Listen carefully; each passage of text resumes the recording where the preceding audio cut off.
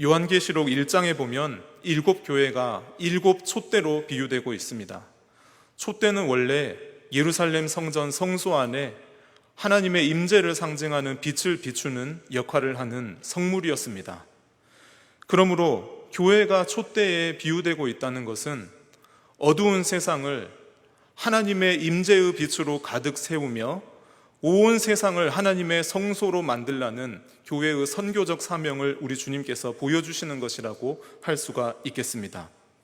온 세상을 하나님께서 거하시는 성소로 만드는 일은 피조세계에서 사탄이 활동할 수 있는 공간을 모두 청소해버리는 결과를 초래하기 때문에 교회가 이 사명을 수행하는 데 있어서 우리 주 예수님이 다시 오실 때까지 사탄과 교회 간에는 치열한 영적 긴장과 전쟁이 발생한다고 볼 수가 있겠습니다.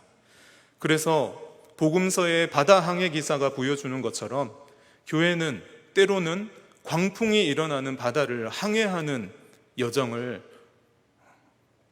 지나고 있다는 것을 우리는 알 수가 있습니다. 사탄은 교회가 촛대의 사명을 잘 감당하지 못하게 하려고 촛대의 불을 꺼버리려고 합니다. 때로는 촛대에 기름이 떨어지게 만들고, 때로는 촛대에 가림막을 설치하여 촛대의 빛이 세상에 널리 비치지 못하게 방해합니다. 때로는 촛대 자체의 거룩성을 상실하여 주님으로부터 책망을 받게 하려 합니다. 이러한 교회의 천상적 실체를 모르면 우리가 때로는 예수님 믿는 것이 왜 이렇게 힘든가 하는 탄식을 하게 됩니다. 본문이 속해 있는 2장과 3장의 7교회는 황제 숭배, 유대인들의 비방, 이단, 핍박, 환난, 궁핍, 세상과의 타협의 유혹 등 여러 가지 공격의 직면에 있었습니다. 요한계시록 그리고 성경에서 7이라고 하는 숫자는 완전성과 충만성을 나타내는 숫자이기 때문에 요한계시록 2장, 3장에 등장하는 7교회는 우리 주 예수님께서 초림하신 후 재림하실 때까지 이 지상에 있을 모든 교회를 향하여 주시는 말씀이라고 볼 수가 있겠습니다. 오늘은 7교회 가운데에서 서머나 교회에게 주신 말씀을 통해 은혜를 나누도록 하겠습니다. 서머나 교회의 특징을 들자면 우리가 다 아시다시피 서머나 교회는 책망을 받지 않은 교회였습니다. 그리고 극한 시험과 환난을 통과하는 교회였습니다. 칭찬만 받았기 때문에 우리는 막연히 서머나 교회를 칭송합니다. 그리고 서머나 교회처럼 되고 싶어 합니다. 그래서 한국 교회 안에도 라우디게아 교회라는 교회 이름을 가진 교회는 거의 없지만 서머나 교회라고 하는 교회는 전국적으로 굉장히 많습니다. 그런데 본문을 들여다보면 쉽지가 않습니다. 서머나 교회의 상황에서 신실함을 유지하기란 정말 쉬운 일이 아니다고 하는 것을 본문을 살펴보면 알 수가 있습니다. 그렇다면 서머나 교회는 어떤 시험을 겪었고 우리 주 예수님께서는 이 교회에 무슨 말씀을 하셨을까 살펴보도록 하겠습니다. 첫 번째로 서머나 교회가 받은 시험의 상황은 경제적 궁핍이었습니다. 요한계시록 2장 9절 말씀에 내가 내 환난과 궁핍을 알거니와 실상은 내가 부요한 자니라 말씀하십니다. 여기서 궁핍은 단순한 가난이 아닙니다.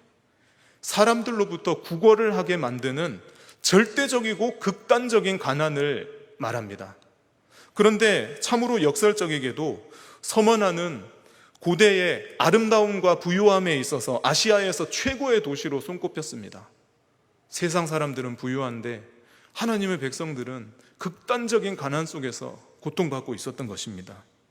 그런데 왜 서머나 교회 성도들이 가난해졌는지가 중요합니다. 성도들은 황제 숭배와 우상 숭배 제의에 참여하는 것을 거부했기 때문에 경제 활동에 참여하는 것이 제약되어 궁핍해졌습니다. 서머나는 아시아에서 최초로 로마의 여신의 신전을 건축할 권리를 얻은 도시였고, 다른 경쟁하는 10개의 주요 도시를 제치고 티베리우스 황제를 섬기는 신전을 건축할 권리를 로마로부터 획득하기도 하는 등 매우 우상 숭배를 열심히 하는 도시였습니다. 로마 제국은 황제를 숭배하지 않는 종교를 박해하였고 기독교에 대하여서는 고유한 신앙을 허락하지 않았습니다. 이러한 환경 속에서 기독교인들은 경제활동이나 무역활동에 종사하는 것이 힘들었고 생계의 유지가 힘든 경제적 궁핍 속에서 서머나 교회 그리스도인들이 매우 큰 경제적 궁핍을 경험했다는 것을 역사적인 연구를 통하여 확인할 수가 있습니다. 두 번째, 서머나 교회가 겪었던 시험은 사상적 비방입니다. 9절 말씀에 자칭 유대인이라 하는 자들의 비방도 알거니와 실상은 유대인이 아니요 사탄의 회당이라 주님이 이런 말씀을 하십니다. 로마 제국은 유대인들에게는 그들의 고유한 종교 행위를 할 수 있는 권리를 허락했습니다. 그런데 유대인들이 자신들만 이러한 권리를 향유하기 위하여 그리스도인들을 이단으로 정죄하고 자신들의 그룹에서 분리하고 축출하기 위하여 애를 썼습니다. 이것은 기독교가 크게 부흥하는 데에 따라 우리 유대인들이 굉장히 시기했기 때문에 그랬던 것으로 추정이 됩니다. 그러나 이러한 정치적인 이유보다도 사실 더 위험하고 중요한 측면은 신학적인 갈등입니다. 유대인들과 그리스도인들의 신앙 고백은 누가 참된 하나님의 백성인가를 놓고 도무지 서로가 양립할 수 없는 주장을 펼치고 있었기 때문에 유대교와 기독교는 도무지 같이 갈 수 없는 갈등 상황 속에 처해져 있었습니다. 성전, 이스라엘 땅, 율법, 할례, 안식일, 음식법 등은 유대인들이 생각하기에 누가 하나님의 백성인지를 나타내는 아주 중요한 요소들이었는데 그리스도인들은 그러한 것이 하나님의 백성을 나타내는 중요 표지가 아니라 나사렛 예수님이 죽었다가 부활하신 것을 믿고 따르는 자들이 하나님의 백성이라고 주장을 했습니다. 그렇기 때문에 유대인들과 그리스도인들 간에는 무서운 신학적 논쟁과 긴장이 발생할 수밖에 없었습니다. 유대교는 아브라함의 육신적 후손으로서 수천 년간 형성된 종교적 신학적 자산을 보유했기 때문에 그 유대적인 배경 속에서 나사렛 예수님이 하나님의 아들이시고 만왕의 왕 만주의 주가 되신다라는 주장을 신앙 고백하는 그리스도인들은 매우 큰 사상적 도전을 통과해야만 했었던 상황이었습니다. 세 번째, 서머나 교회가 겪었던 시험은 물리적 박해입니다. 10절에 너는 장차 받을 고난을 두려워하지 말라. 볼지어다 마귀가 장차 너희 가운데에서 몇 사람을 옥에 던져 시험을 받게 하리니 너희가 10일 동안 환난을 받으리라. 경제와 사상의 시험을 넘어 이제 물리적 박해가 교회를 향하여 다가옵니다. 옥에 던져 시험을 받게 한다고 하는데 이것은 오늘날 현대적인 의미의 징역형을 의미하는 것이 아닙니다. 고대 사회에서 옥은 사형 집행을 기다리는 장소로서의 의미가 더 강했습니다. 그러므로 서머나 교회 성도들이 옥에 던져진다고 하는 말씀은 감옥에 갇힌다라고 하는 의미가 아니라 사형에 처해진다, 순교의 위기 앞에 서게 된다라고 하는 의미를 가지고 있습니다. 그리스도인들을 사법적으로 처벌하는 이들은 지상에서 가장 강력한 정치 집단인 로마 제국의 당국자들입니다. 실제로 요한계시록이 기록된 이후인 주후 2세기 중엽에 서머나 교회의 감독인 폴리캅이 로마 황제 카이사르를 주님으로 공적으로 인정하라고 하는 총독의 요구를 거절하여 순교하였습니다. 우리 한국교회도 일제감정기와 6.25 전쟁을 겪으며 많은 핍박을 하였고 많은 성도들이 순교하였습니다. 무수한 순교 행전을 다 열거하기도 힘듭니다. 왜 이런 일이 발생할까요? 주님은 오늘 10절 말씀에 마귀가 서머나 교회 성도들을 옥에 던져 시험한다고 합니다. 교회를 비방하는 유대인들에 대해서도 주 예수님께서는 사탄의 회당이라 말씀하고 계십니다. 현상적으로는 유대인과 로마가 교회를 박해하지만 그 궁극적인 배후에는 사탄과 마귀가 있다는 것입니다. 교회가 촛대의 사명을 감당하지 못하여 온 세상에 하나님의 임재가 가득한 성소로 온 세상을 만드는 이 선교 사명을 감당하지 못하게 하려고 우리 눈에는 현상적으로는 정치 집단과 여러 종교 집단이 교회를 공격하지만 그 배후에는 촛대의 사명을 감당하지 못하게 만들려는 사단의 역사가 있다는 것을 오늘 이 말씀, 예수님께서 하시는 이 말씀을 통하여 우리는 알 수가 있습니다. 여기서 10일 동안이라고 하는 10일 동안의 환란이라는 표현은 다니엘서 1장에 다니엘과 그의 세 친구가 경험한 열흘 동안의 시험을 생각나게 합니다. 왕의 궁전, 느부갓네살 왕의 궁정에 끌려간 다니엘과 그의 세 친구는 왕이 주는 음식과 왕이 주는 포도주를 거절하며 채식을 요구합니다. 이들을 관리하는 환관장은 10일간 이들을 시험합니다. 너희들을 10일간 시험하여 왕이 주는 포도주와 음식을 먹은 다른 사람들보다 채식만 하는 너희들의 얼굴이 더 윤택하면 너희들의 뜻대로 해주겠다라고 합니다. 10일이 지나자 다니엘과 그의 세 친구는 채식만 하였는데도 그 얼굴이 윤택하였습니다. 그리하여 환관장은 다니엘과 그의 세 친구들에게 왕의 음식과 포도주를 먹지 않을 권리를 부여했습니다. 이 시험의 성격은 무엇이었냐 하면 다니엘서 4장에 보면 느부갓네살 왕은 모든 생명체들에게 음식 주는, 한마디로 만민에게 양식 주는 자로 나타납니다. 원래 만민에게 양식 주시는 분은 하나님이신데 느부갓네살 왕, 바벨론 제국의 왕이 하나님의 자리에 올라서 하나님의 성도들에게서 이제 여호와 하나님이 아니라 나에게서 먹을 것을 얻으라 라고 하는 시험을 다니엘에게 했었던 것입니다. 그러나 다니엘은 목숨을 버릴지언정 성도는 하나님 아버지께서 주시는 것으로 살아간다고 하는 것을, 그 신앙을 견지하며 성도의 거룩함을 지키기 위한 시험을 10일간 통과하였고 다니엘과 그의 세 친구들은 그 시험에서 승리하였습니다.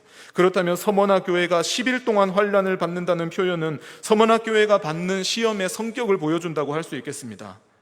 환난과 핍박 중에도 오직 하나님께만 신실하게 구별되어 충성하는 성도의 거룩함을 증명하는 과정이 10일간 환난을 받는 과정이라고 볼 수가 있겠습니다. 이런 상황에서 우리 주님이 이 교회를 향하여 주시는 격려의 말씀이 무엇일까요? 9절에 주님께서 내가 너희들의 환난과 궁핍을 안다 말씀하십니다. 알고 있다. 그러나 너희들은 부요한 자다 말씀을 하십니다. 그리고 주님께서 하시는 권면은 10절에 내가 죽도록 충성하라 말씀을 하시는데, 여기서 죽도록 충성하라고 하시는 이 말씀을 들으면 우리가 열심히 일을 해야 할 것 같습니다. 그러나 이 구절의 정확한 의미는 내가 죽을 정도로 죽기까지 신실하라라고 하는 말씀입니다. 또는 죽을 정도로 죽기까지 신실한 사람이 되어라, 신실한 성도가 되어라 라고 하는 말씀입니다. 아마도 죽었다가 살아나신 주님이 하나님 아버지의 뜻 앞에서 죽기까지 신실하였던 것처럼 주님을 본받아 서머나 교회도 주님 말씀 앞에 신실하라고 하시는 것 같습니다. 그리고 사형 위기 앞에 옥에 갇히더라도 두려워하지 말라고 주님이 말씀하시는데, 여러분께 이 말씀 앞에서 질문하고 싶습니다. 여러분은 서머나 교회에 주시는 예수님의 이 말씀이 위로가 되십니까? 혹 환난과 궁핍과 여러 시험을 겪고 계시는 성도님, 또는 과거에 그러한 고난을 겪으셨던 성도님들은 그 과거를 생각해 보십시오. 예수님의 이 말씀을 들으면 용기가 생기고 마음의 기쁨과 즐거움이 넘치십니까? 저는 그렇지가 않습니다. 왜냐하면 구하라 주실 것이요, 찾으라 찾을 것이요, 두드리라 열릴 것이다. 주님께서 기도하면 응답해 주시리라 말씀하셨는데, 궁핍과 환난 중에서도 서머나 교회를 향하여 부자되게 만들어 주시겠다는 약속을 안 해주십니다. 너희를 핍박하는 로마 제국의 저 당국자들을 빠른 시일 내에 쳐부셔서 로마 제국을 멸망시켜 주겠다라는 말씀도 안 하십니다. 한마디로 우리가 본문에서 힘이 빠지는 이유는 다니엘을 사자굴에서 건져주셨던 위대한 승리의 이야기도 없고, 삼손에게 능력을 주셔서 블레셋을 쳐부수게 하셨던 기적의 이야기도 없습니다. 너희가 하나님 말씀에 순종하면 현세적 물질적 축복을 베풀어 주시겠다는 신명기의 약속의 말씀도 주님께서 반복하지 않고 계십니다. 주님께서 이러한 구약적인 승리와 신원의 약속의 말씀을 시원하게 본문에서 확증하시고 반복해 주시면 좋겠는데 그런 약속의 흔적이 없습니다. 이 상황에 대해서 어떻게 생각하십니까? 제게는 서머나 교회가 극한 궁핍과 비방과 환난을 겪는 것보다도 우리 주님이 이 세상에서 그 억울함을 풀어주고 대역전극을 펼쳐주시지 않는 그 주님이 저는 더 문제이신 것 같습니다. 이런 상황에서 우리는 어떻게 신실할 수 있을까요? 어떻게 두려워하지 않을 수 있을까요? 하나님의 백성들 가운데 서머나 교회 성도들과 같은 시험을 통과하는 자들이 환난 속에도 즐거워하며 승리할 수 있는 비결이 과연 무엇일까요? 그 해답을 하나님 말씀을 통해서 찾기 전에 유명한 예화를 하나 들겠습니다. 플라톤의 대화편 국가라고 하는 책에 나오는 동굴의 비유입니다.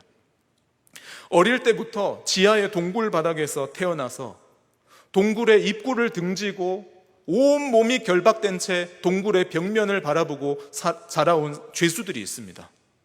이 사람의 뒤에는 밝은 불빛이 타오르고 있는데 이 죄수들의 등과 불빛 사이에는 담장이 있습니다. 그 담장 위에 사람들이 여러 가지 물건들과 동물들의 모양들을 가지고 지나다닙니다. 불빛이 그 동물과 물건의 상을 비추면 동굴 벽면에 그림자가 생깁니다. 그런데 이 죄수들은 온 몸을 결박당한 채 고개도 돌릴 수 없기 때문에 벽면에 비친 그림자만 보고 평생 살아왔습니다. 이 죄수들은 저 벽면에 비친 그림자가 사물의 참된 모습이라고 생각했습니다. 고개도 돌리지 못했기 때문에 옆에 있는 죄수도 보지 못했기 때문에 오직 눈앞에 펼쳐지는 그 그림자만 그들은 인식할 수가 있었습니다. 그런데 어느 날 그 죄수들 중에 한 명의 죄수의 결박이 풀리고 그가 어느 날 드디어 고개를 돌려 뒤에 타오르는 불빛을 보았을 때 그의 눈은 굉장히 고통스러웠습니다. 그 불빛을 지나 이제 이 사람이 동굴 바깥 저 찬란한 빛이 들어오는 저 동굴 입구를 향하여 나아갑니다. 그 과정은 아마 그 사람에게 매우 힘든 과정이었을 것입니다. 밝은 빛을 한 번도 보지 못했는데 이제 그 사람의 눈에는 저 찬란한 광휘가 쏟아져 들어오기 때문입니다. 그런데 그 사람이 동굴 밖을 나왔습니다. 그 동굴 밖을 나와서 이제 여러 사물과 물체를 봅니다. 하늘에 떠 있는 해와 달과 별도 봅니다. 자기가 평생 동굴에서 봐왔던 그림자가 참된 사물의 실체인 줄 알았는데 이제 그림자가 어떻게 생기는지도 동굴 밖에 나왔더니 알 수 있었습니다. 자, 여러분, 이 죄수의 입장이 되어서 생각해 보십시오. 여러분께서 만약 그 죄수시라면 평생 동굴에서 태어나서 동굴 안에 그림자만 보다가 동굴 바깥에 나와서 해와 달과 별과 여러 아름다운 자연 만물을 보았던 죄수라면 다시는 그 동굴 속에 들어가서 그 동굴 안에 사상과 세계관과 관습을 가지고 살지 않을 것입니다. 우리의 신앙도 마찬가지입니다. 한시적이고 유한한 이 지상의 것들에만 우리의 눈이 고정되어 있으면 이 지상에서 불어닥치는 환난과 핍박과 궁핍 속에 우리는 매몰되고 맙니다. 그러나 이 지상의 한시적이고 유한한 실제를 넘어 영원하고 최종적인 하늘의 실제, 하늘 보좌에 앉으신 하나님과 우리 주 예수 그리스도를 보면 우리는 이 세상의 고난과 환난을 넉넉히 이길 힘을 얻을 수가 있습니다. 왜 사람들이 지상의 사건들에 매몰될까요? 하늘에 무슨 일이 일어나는지를 모르기 때문입니다. 하늘에서 무슨 일이 일어나는지를 본다면 절대 지상의 사건들에 매몰되지 않고 지상의 사건들의 논리대로 움직이지 않을 것입니다. 누구든지 영원하고 최종적인 미래의 승리가 무엇인지를 보면 그 누구도 그것을 놓치려 하지 않을 것입니다. 우리 주님께서는 오늘 서머나 교회에게 주시는 해결책으로서 바로 이 점을 말씀하고 계십니다. 주님께서는 시험받는 이 땅의 7교회에게 주시는 편지에 바로 이어서 4장과 5장에 세상 사람들이 보지 못하는 하늘 보좌 환상을 사도 요한을 통하여 7교회에게 보여주십니다. 2장과 3장 땅에 있는 고난받는 교회의 성도들에게 주시는 하나님의 위대한 해결책이 바로 4장과 5장이라고 할 수 있겠습니다. 요한계시록 4장 1절에 이 일 후에 내가 보니 하늘에 열린 문이 있는데 내가 들은 바 처음에 내게 말하던 나팔 소리 같은 그 음성이 이르되 이리로 올라오라 이 후에 마땅히 일어날 일들을 내가 내게 보이리라 하시더라 말씀하십니다. 요한이 하나님의 성령 안에 감동되어 하늘에 열린 문을 통하여 하나님 아버지가 계시는 보좌 앞으로 올라갑니다.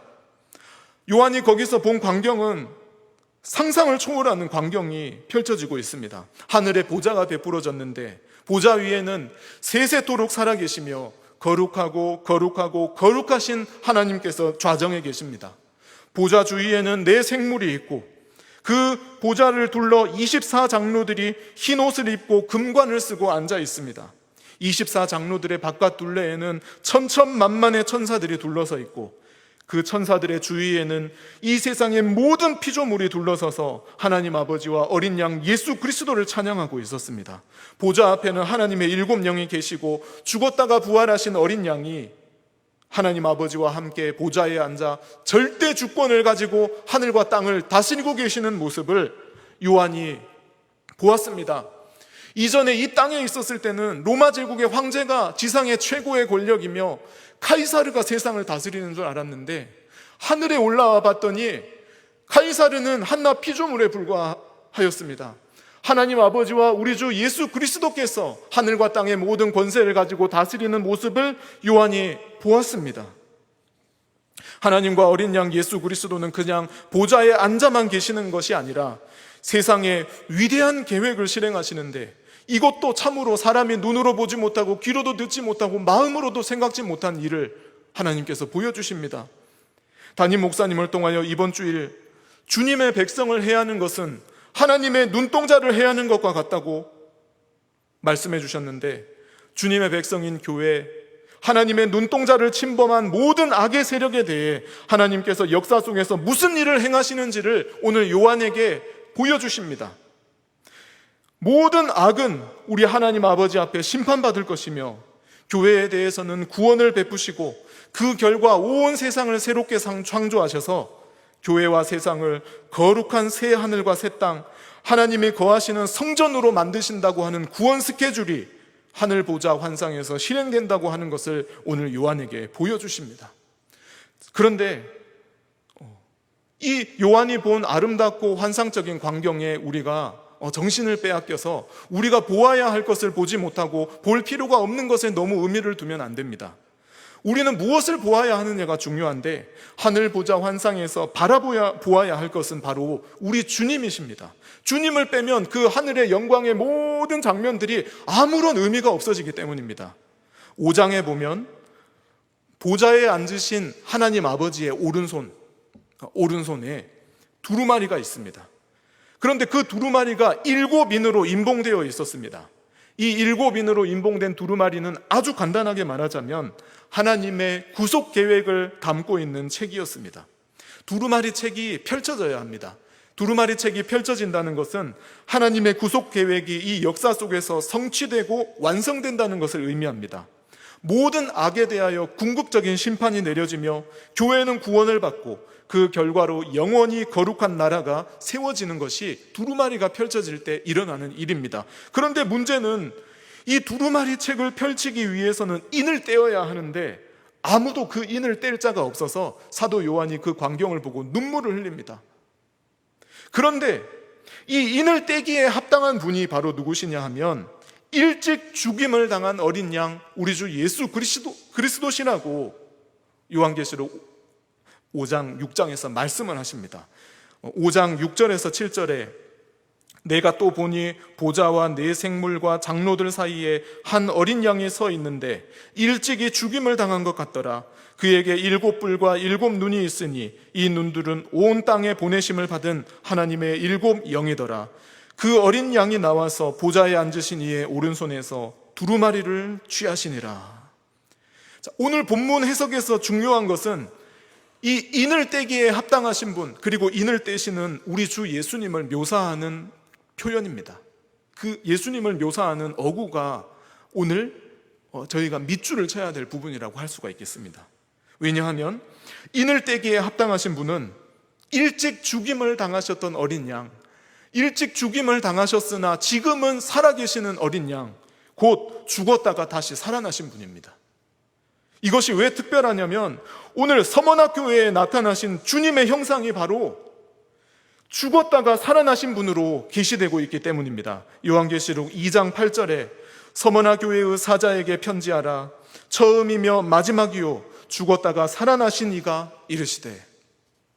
서머나교회의 주 예수님께서 자신을 소개하실 때 주님이 소개하셨던 그 모습으로 하늘 보좌 환상에서 인을 떼시고 세상에 대한 구원과 심판과 창조를 실행하시는 주님의 모습을 보여주셨다라고 하는 것은 바로 서머나 교회처럼 고난받는 하나님의 백성들을 향하여 우리 주님께서는 그 하늘나라의 영광스러운 모습, 이 세상의 집권자들과 통치자들이 이 세상을 다스리는 것이 아니라 하나님 아버지와 죽었다가 부활하신 우리 주 예수님께서 이 세상을 다스리고 계시며, 궁극적으로 고난받는 하나님의 백성들도 주님이 지키시고 보호하신다라고 하는 것을 보여주시고 싶어서 서머나 교회에게 나타나신 그 주님의 형상, 그 모습으로 인을 떼시는 예수님의 형상이 표현되고 있었던 것입니다.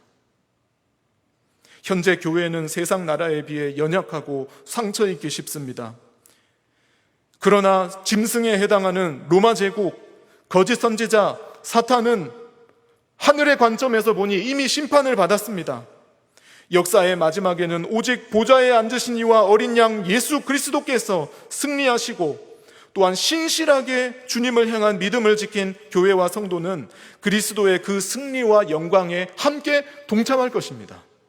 이것을 서머나 교회에게, 그리고 오늘날 우리에게 깨닫게 해주시기를 주님이 원하셔서 서머나 교회에 관한 말씀인 2장 8절에서 11절에는 대역전극을 말씀하지 않은 채 주님이 2장에 나타나셨던 그 모습을 가지고 5장과 6장 환상으로 서머나 교회 성도들을 초청하시고 연결시켰던 것입니다.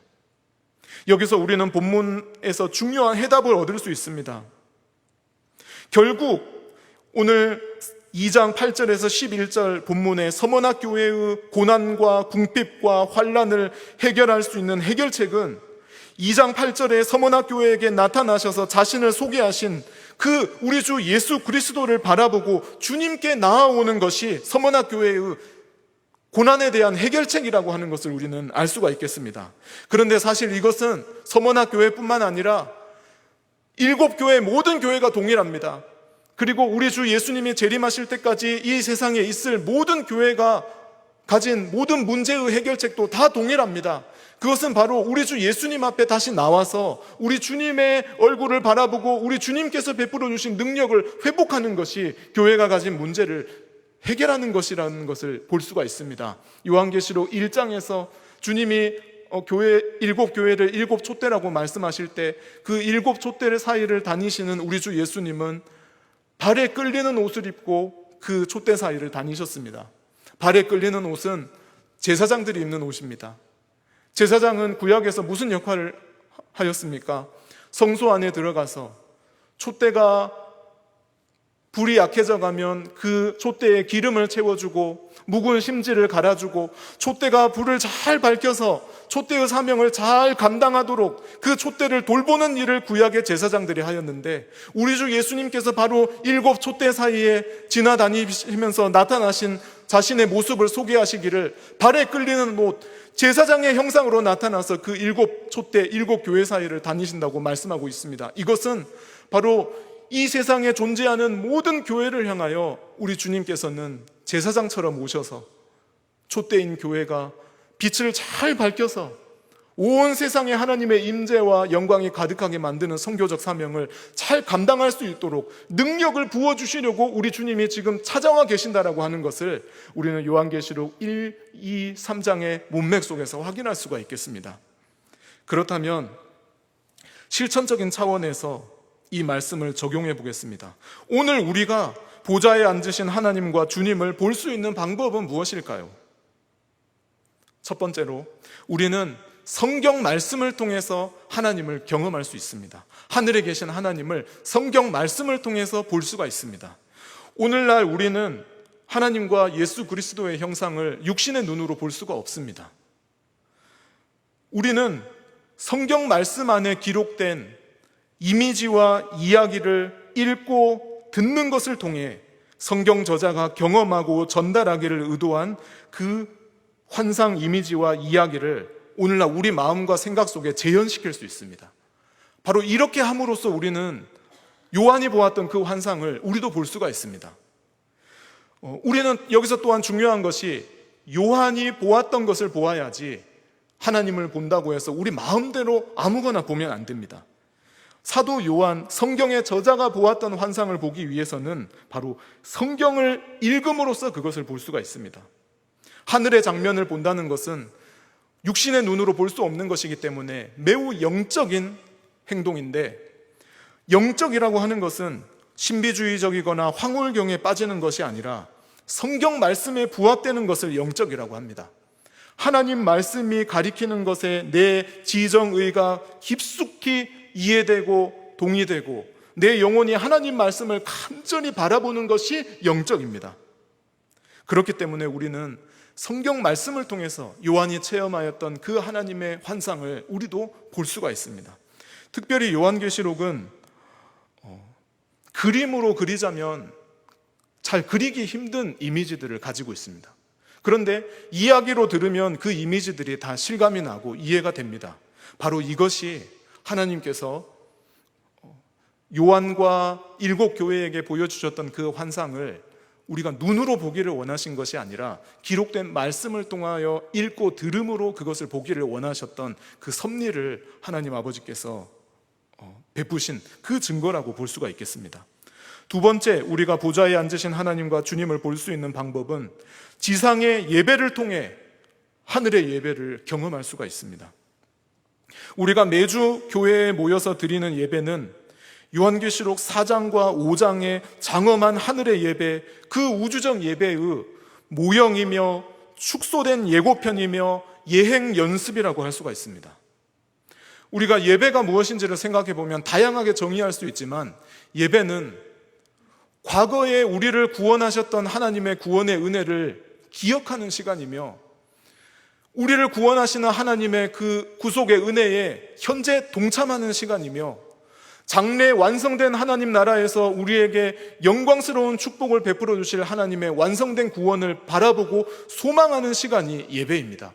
그러므로 이 세상에서 저 하늘의 영광스러운 하나님 보좌 앞에 모든 피조물이 올려드리는 그 영광스러운 예배를 간접적으로 체험할 수 있는 가장 귀중한 시간이 있다면 그것은 바로 우리가 매주 교회에서 모여서 드리는 예배라고 할 수 있겠습니다.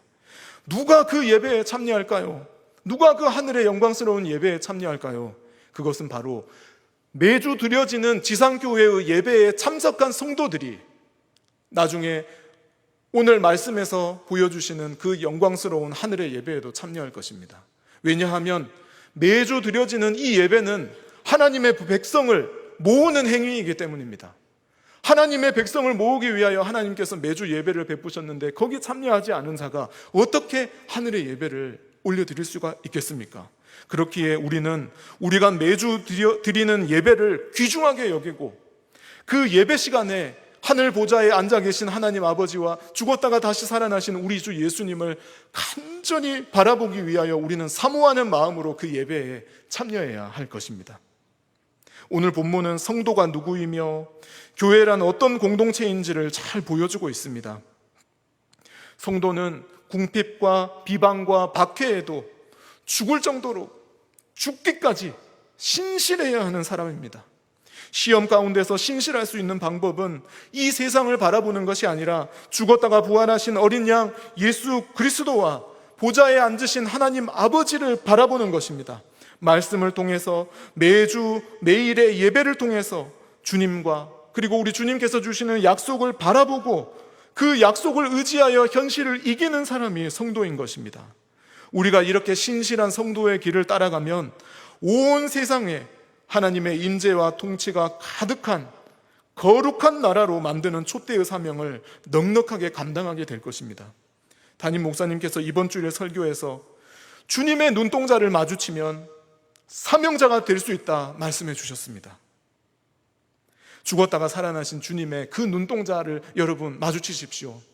그러면 우리가 이 고난과 환난과 궁핍이 가득한 이 세상 속에서도 넉넉히 주께서 주신 촛대의 사명, 선교의 사명을 감당할 수 있는 사명자로 세워지실 것입니다. 마지막으로 우리 주님께서는 놀라운 약속을 서문학교회를 향하여 주시는데, 성도들이 죽기까지 신실하며 우리 하나님을 향한 믿음을 버리지 않을 때 받을 영광이 무엇인지를 오늘 보여주고 계십니다. 요한계시록 20장 4절 말씀에 또 내가 보좌들을 보니 거기에 앉은 자들이 있어 심판하는 권세를 받았더라. 또 내가 보니 예수를 증언함과 하나님의 말씀 때문에 목배임을 당한 자들의 영혼들과 또 짐승과 그의 우상에게 경배하지 아니하고 그들의 이마와 손에 그의 표를 받지 아니한 자들이 살아서 그리스도와 더불어 1000년 동안 왕노릇하니 말씀하고 계십니다. 서머나교회가 오늘 2장 10절에서 환난과 시험을 받는 기간은 10일이라고 말씀을 하셨습니다. 서머나교회는 10일간 환난을 당했지만 요한계시록 20장 4절에 보면 신실한 성도들이 그리스도와 더불어 누릴 영광의 시간은 1000년이라고 말씀하고 있습니다. 여기서 1000년이 문자적이냐 상징적이냐 논쟁이 많이 있지만 오늘의 이 맥락과 문맥 속에서는 그것을 확인할 필요는 없을 것 같습니다. 어떻게 되었든 고난받는 주님의 백성이 신실하게 이 땅에서 환난과 핍박 중에서도 자신의 믿음을 지켰을 때 하나님 아버지께 받을 상급은 10일과 1000년의 차이가 있다는 것입니다. 우리 주님, 우리는 10일만 참았는데 우리 주님이 하늘 보좌에 같이 앉아서 주님과 같은 그 왕권을 행사할 영광스러운 축복을 내려주시는 시간은 1000년이라고 하네요. 그 크신 하나님의 사랑, 정말 말로 다할 수 없는 약속을 오늘 주시는 것이라고 볼 수가 있겠습니다.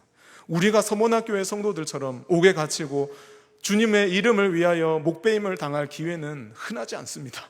그러나 우리 주님이 이 순교적 믿음을 가진 성도들에게 주셨던 이 약속은 우리가 기억해야 할 것입니다. 그리고 우리도 순교하지는 않더라도 순교적 삶을 이 세상에서 살아나가셔야 할 것입니다. 사랑하는 성도님들, 사실 정확하게 말하자면 여러분들은 보좌에 앉으신 하나님과 죽었다가 살아나신 어린 양 예수 그리스도를 이미 보신 분들입니다. 보았기 때문에 여기 있습니다. 보았기 때문에, 주님 사랑하기 때문에 제자훈련 신청하고, 주님 사랑하기 때문에 순장님이 되셨고, 주님 사랑하기 때문에 집사님, 권사님, 장로님 되셨습니다. 주님 사랑하기 때문에 유대인들은 비방하지만 나사렛 예수님이 죽었다가 부활하셨고, 그 죽었다가 부활하신 예수 그리스도를 믿는 자가 하나님의 백성이라고 우리는 믿고 목숨을 걸고 따라가고 있습니다. 본문에 아쉽게도 전염병은 등장하지 않지만 우리는 지금 전염병 사태로 사회적, 경제적, 선교적으로 어려운 시기를 보내고 있습니다. 그러나 주님의 영광을 보시고 부름받아 여기까지 오신 사랑하는 성도 여러분, 주님께서 하늘의 영광을 우리에게 보여주셨고 보여주시고 계시고 최후 승리를 약속해 주셨으니 이 약속을 붙잡고 현실의 한시적이고 유한한 잠시 있으면 끝날 이 고난에서 신실함으로 승리하시기를 간절히 간구합니다. 기도하시겠습니다. 하나님 우리 아버지, 서머나교회를 통하여 저희에게 위로와 소망과 승리의 길을 깨우쳐 주시고 끝까지 신실하라 권면해 주셔서 감사드립니다. 하나님 아버지의 뜻 앞에서 죽기까지 신실하셨던 주님을 따라 우리도 죽기까지 신실하게 하여 주시옵소서. 현실의 여러 문제들 앞에서 낙심하지 말고 말씀과 예배를 통하여 하늘 보좌에 앉아 계시는 하나님 아버지와 우리 주 예수님을 바라보며 약속의 말씀 의지하며 늘 승리하게 도와주시옵소서. 우리 주 예수님의 이름으로 간절히 기도드립니다. 아멘.